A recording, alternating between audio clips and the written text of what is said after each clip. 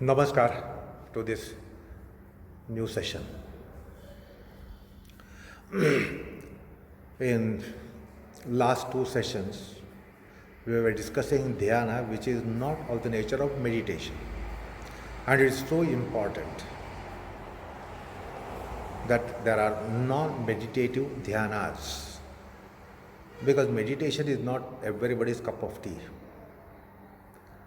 And therefore, it is important to have such kind of dhyana where it doesn't entail any meditativity or meditation as such, yet it is dhyana. That is the magnanimity of the Adhyatma Shastra.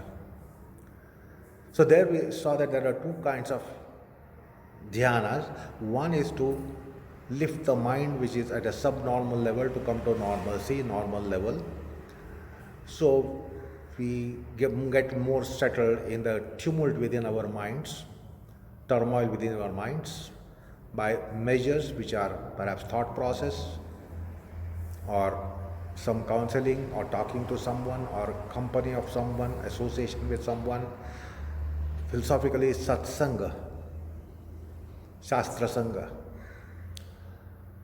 And the second kind of meditation was to take the mind which is on a normal plane to a higher rung. Now, the third meditation which Patanjali mentions is the meditation of Ashtanga Yoga, which is dhyana in the form of meditation. That needs qualification, and there is certainly meditativity, meditation as a component to that dhyana. That is the third dhyana. That comes in Ashtanga scheme, for which we are not going to commence our discussion here, because it entails that pranayam is the gateway for such dhyana. Ashtanga dhyana has source and roots and launches in pranayam. Since we have not discussed pranayam at all, we don't qualify to discuss that dhyana, which is Ashtanga dhyana, which is described as pratyekatanata, the cognition or the perception of the thought doesn't change, and there is a flow of identical thought pattern in that dhyana, which only can be possible to a yogi and not for commoners like you and me. So that's the third kind of dhyana which Patanjali mentions. Now, the two kinds of dhyana, as I said, we don't need qualification. Everyone is endowed with whatever ability, capacity, capability, consciousness matter to be handling it. And that is basically required for, as I said, two purposes: to take the mind from lower level than normal to normal and normal to little above. And that is very important primarily for an aspect within us which is called subtle body, astral body, and the Karana Sharira, the causal body. We don't take care of it at all. Even particularly in modern yoga, ultra modern yoga, we just bother about the corporeal. We must live well. We want yoga for our well-being, well-being in body and this corporeal body and psychological mind, phenomenal body and phenomenal mind. We don't try to understand what is underlying this body and underlying the mind. We don't take care of those aspects, which is not advocated in Adhyatma, or what you call as spirituality or yoga. So I made reference to subtle body and causal body. Subtle body is catered with all its needs, essentials, by way of japa, which is a form of dhyana, which is called dhyana. Japa itself is dhyana. The definition in Bhagavata Purana, Srimad Bhagavata Purana, japor dhyanam. So japa of what? Japa of nama, of divinity, God, personal deity, or thought about the God, thought about the personal deity, thought about the revered one, the most revered one. So that is dhyana. That is needed to cater all the needs of subtle body, which we discussed yesterday. I won't repeat it today. Now, let me try to explain you this concept of subtle body. Suppose you see a tree, a mango tree or coconut tree, and you want to have that tree in your backyard, in your compound. You don't uproot the tree from where it is and then plant it in your house. What is the way out? You try to get the seed of it from a seed merchant, from a botanist, from a horticulturist. You take the seed and you plant the seed and you get that tree. So you can be planting a coconut tree by carrying some seeds from seed merchant, and you can plant the tree and you will get the coconut tree in your house. What is the seed? The seed contains the entire tree. All aspects of tree, from root to shoot, from root to trunk to barks to branches to leaves to fruits to flowers. The seed is containing everything. It's all encapsulated, captured. The whole tree is captured in a seed. That is why it is called seed. And the seed can be easily transported rather than transporting the whole tree.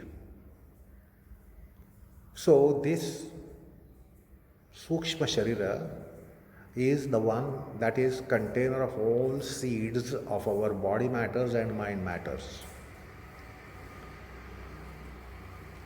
Now Adhyatma divulges that we have traveled in all the 8.4 million life species.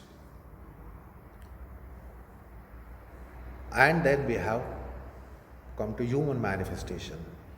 We will be also traveling again to 8.4 million life species. In between come to again human manifestation, human incarnation. So we will be going into various life modes, life species, life forms, from tiny, microscopic lives to any kind of life. Animals, cattle, birds, reptiles, aquatics, vegetable life, etc., botanical life. So we contain all the seeds of all life forms. Now since we have come from 8.4 billion life forms, we already contain all the seeds of all those manifestations which are gone latent for we to get actualized as human beings.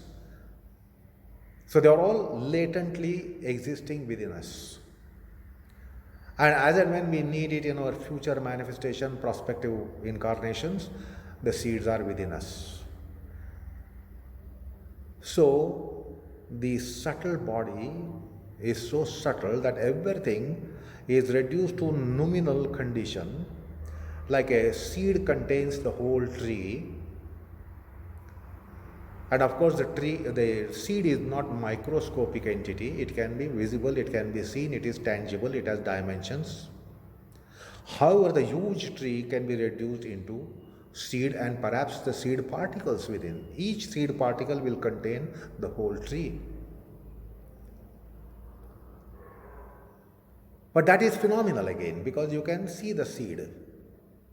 It is tangible object. It has dimensions, it has physical dimensions, it has forms, it has color. Now, subtle body has all the seeds to a nominal extent. They are not phenomenal extent, nominal extent, invisible to even microscopes, electron microscopes or whatever kind of microscopes. They are nominal. So we will be carrying all that when we transmigrate. The subtle body is the transmigrating body. It has eschatological movements. So we leave our mortal coils here, but we carry that wherever we go. You see, a mystic saint has made a very interesting divergence. We all claim that we are human beings. I am human being. But we contain potentially all 8.4 life species within us. Because we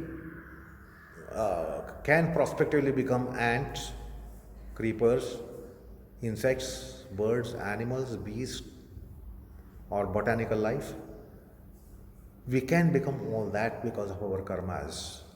And we carry that infrastructure of all that with us, and we contain the infrastructure. So we have been ant in our past incarnations. Its impressions are within us. We have been cats and dogs and elephants and tigers and snakes and crocs in our previous incarnations. So they are all there, impressions of all those, vasanas of all those, psyches of all those contain the human being. Human being is not merely human being, because human being has been through all those life species, so they are gone to latencies and they are still potentially there, because we can head towards again those manifestations in our future lives. So man is not man, human being is not a human being. Human being contains everything, all life forms of 8.4 million. So that is this subtler body in seed form. All these things are in seed form. Like today you are aware of microfilming. What is the matter in the microfilming? There will be a chip. What is the content of the chip? The contents are enormous. Whereas in dimension it is just a chip. Microfilming and the digital technology has this development of chips and such things, which contain enormously. Similarly, this technology has been already there in our life on the planet, and we contain all those. That is subtle body. All seeds are in it. All infra matter of all kinds of life species is available there. And that transmigrates, and it is invisible. It is smaller than even nano. It can be something called as ultra nano perhaps, because it cannot be seen even under a microscope, electron microscope. So that's how the subtler body is, and Adhyatma or so-called spiritual practices take care of those as well. Now, do you want to keep them starving, which are very much part of you? You can't be neglecting those which are part of you. So, what is the way to take care of all those things? We know to take the care of our flesh, because we think we are flesh. We are body of flesh, muscles and bones. But Adhyatma takes care of all those, and therefore there is dhyana. So they are given whatever they need in one channel. So that is the subtle body. That's why it is also called electronic body by modern commentators. It has all kinds of circuits to become dog, cat, horse, lion, tiger, croc, fish, or a plant, tree. That's why they call it the electronic body. It has all the circuits. It can manifest. So that is taken care of by the scheme of Adhyatma. Then about the causal body. The causal body is catered all those things by way of samadhi. If the subtle body is catered by japa, the causal body is catered by samadhi. Now, what when we are not qualified for samadhi, we don't go for samadhi, we are incapable of going for samadhi, then what happens to causal body? Again, there is arrangement for it. If we don't get samadhi, if we are not going to samadhi in our lifetime, yet we go to a state which is similar to samadhi. And when we go to such a state of consciousness, the care will be taken of the causal body called Karana Sharira. So Karana Sharira is served, catered, subserved by samadhi. And for those who are not qualified for samadhi, there is a state of consciousness which all of us get it, and therefore the Karana Sharira is catered. What is that state? There is a wonderful quotation which comes in Upanishads: Samadhi, Sushupti, Moksheshu, Brahmarupata. So this Samadhi and Sushupti, that is sleep, is equated. There is some commonality between liberation, liberated state, and Samadhi state and dormant state. And we are all qualified for dormant state, and we do get dormant state. And when we get the dormant state, that aspect of consciousness which is having the causal body matter in it is taken care of. So we just need to go to sleep, have sound sleep regularly, and that will take care of the causal body. The causal body is dented by our identity. I am so and so. And in that state of dormancy, that indentation is not there. And therefore it gets what it wants. Your identity must be separated from your consciousness, and that consciousness will get all nourishment or whatever necessities are there for it, it will get it by you just going to sleep. You go to sleep, it will be nourished, it will be nurtured, it will be served, it will be cleansed, it will be washed, it will be exercised, it will be given every kind of need that it has by going to sleep. If you can go to samadhi, you will be having extra provision for that. And in liberation, it gets it. In samadhi, it gets it. So also it gets in sushupti. The arrangement is already there in the nature that causal body also will be taken care of. So I wanted you to have little more information about the three bodies called gross, subtle, and causal. Then I told you about this is also required for the three dimensions of which Adhyatma speaks about, our embodiment. There is Adibhautik aspect, Adhyatmic aspect, Adidaivik aspect. So, the Adidaivik and Adhyatmic aspects are not catered by our business of life.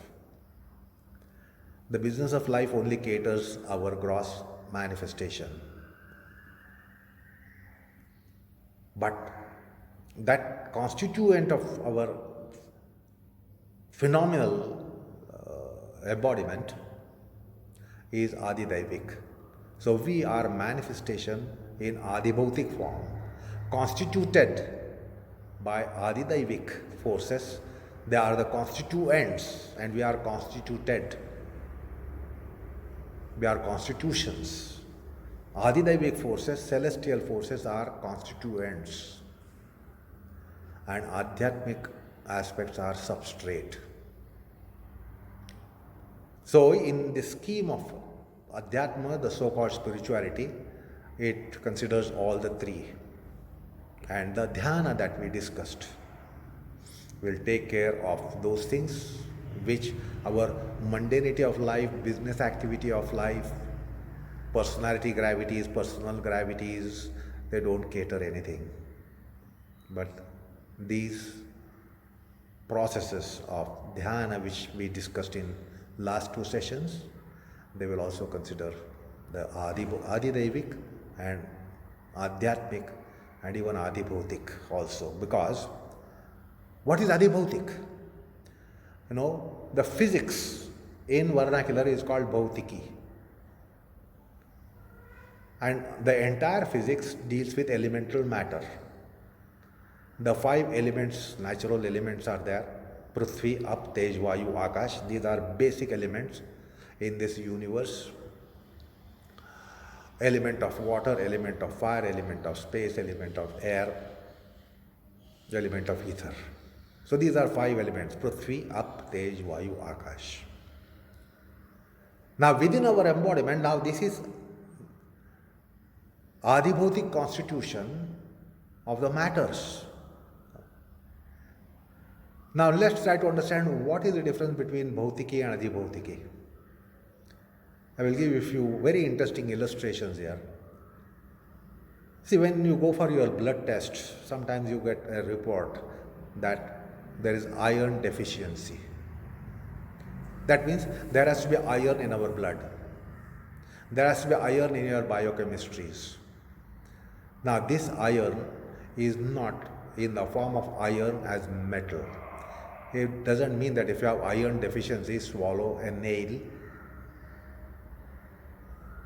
So the iron cannot go in the form of metal in blood, cannot go in the form of metal in the keels of the body, substance of the body, chemicals of the body. It has a unique manifestation as iron, yet it is called iron, even in biochemistry. So that's why they say deficiency of iron. We don't consume iron metal for that, because it is iron in different form. That form is called Adibhautik. The iron, the way it gets within us, is not Bhautik iron, it is Adibhautik iron. Now all the living beings, they have temperatures. And that's a sign of the animation of any living body. If the temperature is not there, we say it is dead. Now we know there is gastric fire. Now how is this gastric fire? Do you mean to say that there is a flame burning in your belly to be digesting the food that we eat? So the fire is not in the form of flame, which is the physical fire. We know the physical fire, which is in the form of flames. We don't have the fire in that form. The fire differently manifests in an embodiment, a living embodiment. All animals, all animate creation has temperatures. Now, how do they get temperatures? Do you mean to say that there is a kind of flame, small or big? No. The fire comes in different way. Then the body has earth. How do you see the earth matter outside? In the form of dust, in the form of sand, in the form of pebbles, stones, boulders. Now, do you mean to say that such stones are there in our body? Do you mean to say that such kind of sand is in our body? So, the element of earth differently manifests within our embodiment. That is called Adibhautik. That is why it is called Adibhautik, not Bhautik earth. It is not physical earth there. It is Adibhautik earth, for which there is no English word, which is unfortunate. So also we have air, Vayu in our body. It is not in our body to be blowing here and there in our body. So in what form is it in our embodiment? It is in a different form, not in the form you see outside, the air blowing. The functions of air you can see, what the air element does in the physical realm. But the way it manifests within us is Adibhautik Vayu. So that our movements are possible. Animate body means there must be movements. Animate body should move the limbs. There should be movement in the body. So it is not exactly that population that there are 330 million. It is 33 basically. And because their powers are so much, their powers are raised to great extent, therefore it is termed as millions. It is not number as such. Number is 33. What are these 33? For that we have to study the Adi Daivik Shastra, Daiva Shastra, Daivik Shastra. The 33 are classes of deities. What are the classes of deities? Vasu, Rudra, Aditya. There are Ashtavasus, there are Ekadasha Rudras, there are Dvadasha Adityas. 8 plus 11 plus 12. These are class of deities. Plus Indra and Prajapati. So this amounts to 33. 8 Vasus, 11 Rudras, 12 Adityas, Indra, Prajapati. So this is the whole clan of deities. They are 33, but their powers are almost raised to n, and therefore that predicate there 33, 330 million. Because Koti is a word to express the quantum in Sanskrit. And their quantum is so much. Like we say this person is equal to 10 human beings. That means the person is so strong, so huge and so powerful and strong that we say he is equal to 2, he is equal to 3, he is equal to 10. So similarly, these gods are equal to crores. Crores means 10 million, 1 crore means 10 million. That's why 330 million. Anyway, now how do they manifest here? The way they are in their abode are not the way they are in. See, the way I am in my house, if I come to you as a guest, I don't manifest like I manifest in my house. You expect me to be more decent when I am a guest in your house. So I differently manifest in your house when I reside in your house. I cannot be residing the way I reside in my own house. It will be a lack of any etiquettes. You will not like it. Nobody will like it. It should not be appreciated at all. So the way they manifest in our embodiment, what they do in heavens is one thing. What they do within ourselves is different thing. They marry us. So the way they get into us and function in our embodiment, like when you go and work in your office, you are different than back home. You differently manifest, you have different function in the office than while back home. So they have different function when they are in their heavens, their abodes. But when they are within us, they have a different function. They have different manifestation, they have different purpose. That is why it is Adidaivika. Adidaivika. So and similarly, this Atma is immortal, birthless, deathless. Read about the Atma, the marvel which comes in 2nd chapter of Bhagavad Gita. Let me not repeat it. Cannot be drenched, cannot be wetted, doesn't have hunger, doesn't have thirst, doesn't take birth, doesn't die, doesn't have decay. That's how the metaphysical entity is. But when it comes within us, we are all getting hungry. We are all getting thirsty. We want to go to sleep. We want to work. So when the Atma gets into us, who is a non-doer, Atma doesn't do anything. Atma doesn't need anything. This is his form. Atma doesn't do, doesn't need, doesn't take birth, doesn't have mutations, doesn't die. But then when it comes within us, all those attributes come in. I am hungry. I say, I am thirsty. I am sleepy. But essential I doesn't have all these. But when it enters within us, So when Atma enters within us, how does it manifest? How is it? How it seems to be manifesting?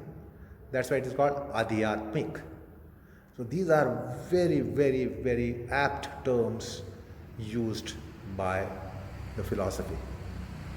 Now, if you want to have little more understanding of it, you can look into Bhagavad Gita, 8th chapter, where Lord Krishna commences to explain Adidaivika, Adibhautika, Adhyatmika. 8th chapter of Bhagavad Gita, right in the beginning it comes. So I am opening out, delineating for it, for you.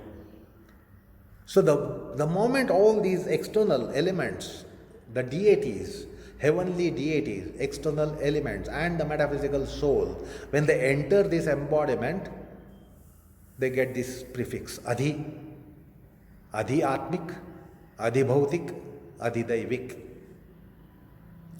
So it's a very fascinating concept in Eastern thought and philosophy.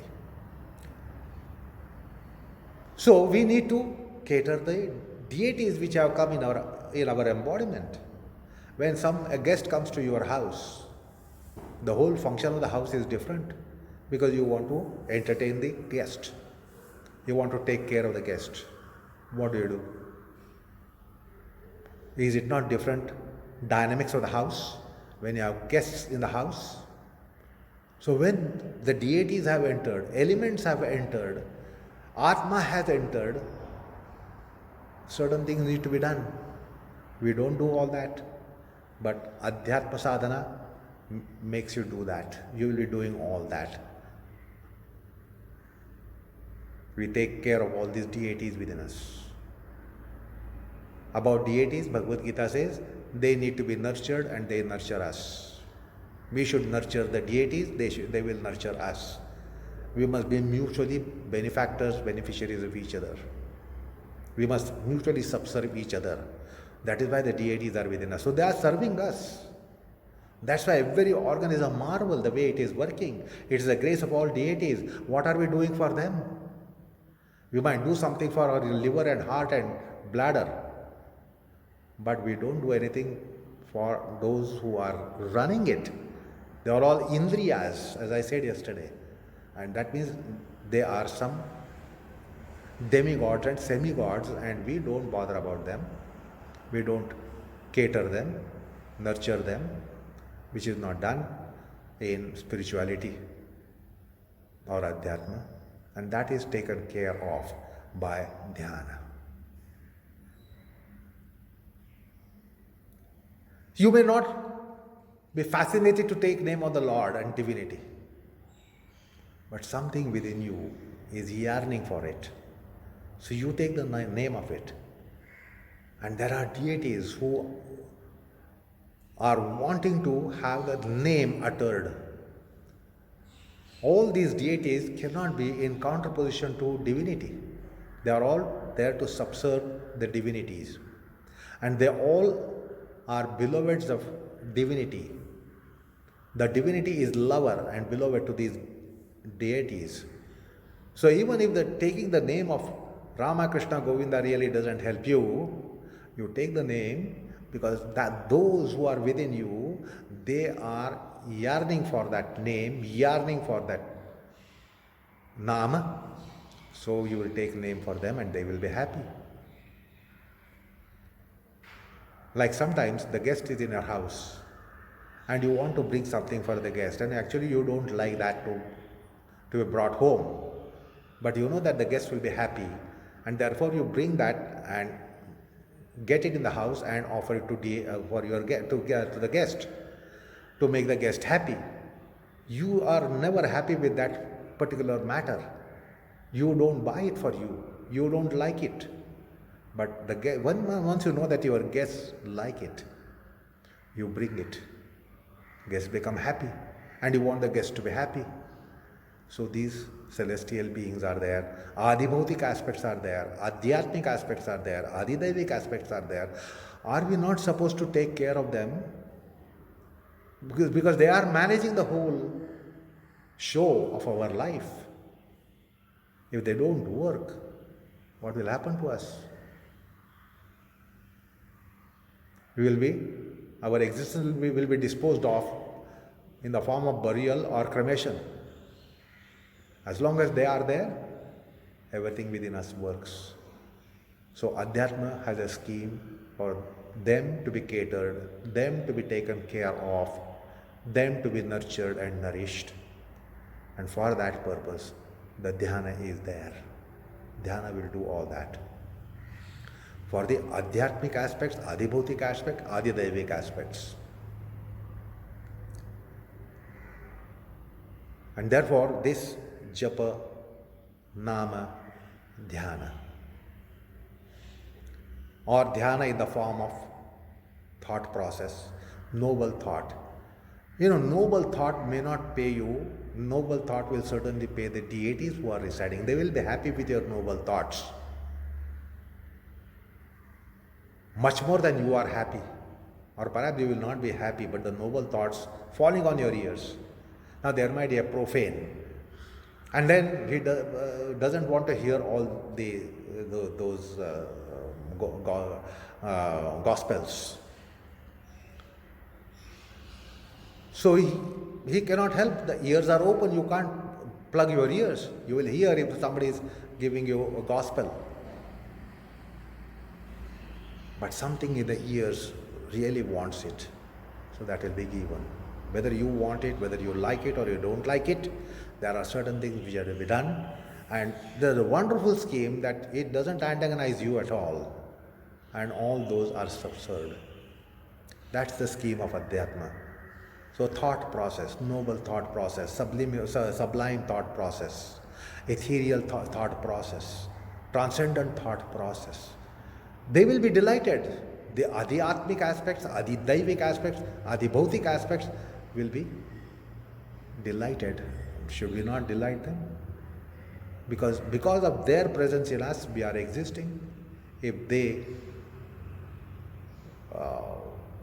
get away from the embodiment, we pop off. So somewhere we have to understand how do we exist and what is our existence. Adhyatma tells you in the best possible way. So that is why the dhyana is considered in Adhyatma, which is not necessarily a meditative act.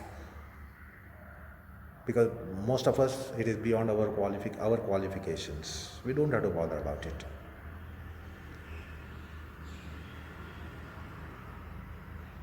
So, with that, I have tried to give you basic information about the ancient wisdom and how it is there in the scheme of yoga. Considering adhibhautik, adhidaivik, adhyatmic aspects within us, understanding them and taking care of them. Yoga takes care of that, provided you are embarked upon a classical yoga, not fashionable yoga, not modern yoga, ultra-modern yoga, which is only for corporeal well-being here and now. That is pseudo-yoga. That's why we are trying to get educated in yoga. To know our embodiment is a great marvel. But in one session, I cannot be delineating much more on that. So that's why I said, look into Bhagavad Gita, try to understand adhibhautik, adhidaivik, adhyatmic aspects, and unique contribution of Bhagavad Gita, adhiyagnya, the very divinity.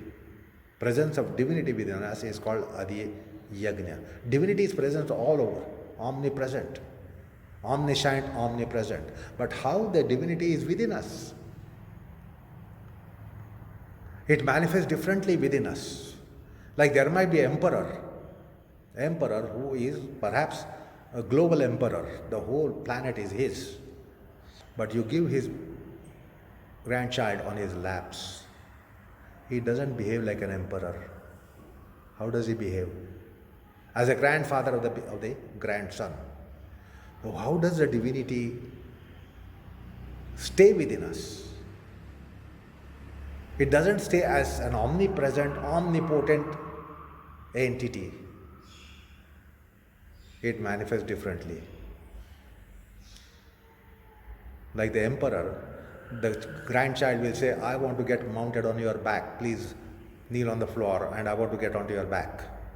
Being an emperor, although an emperor, he will kneel on his knees and then the child will get mounted on him. Will emperor carry anyone like that on the back? But he will carry the grandchild because he is different in his family setup, although he is an emperor, global emperor. Similarly, this omnipotent, omnipresent entity, when it gets within us, it's a different manifestation which we must appreciate. So that's how divinity is also looked after, considered in Adhyatma. Anyway, that should be sufficient for today's session. Thank you very much for your patience. Namaskar.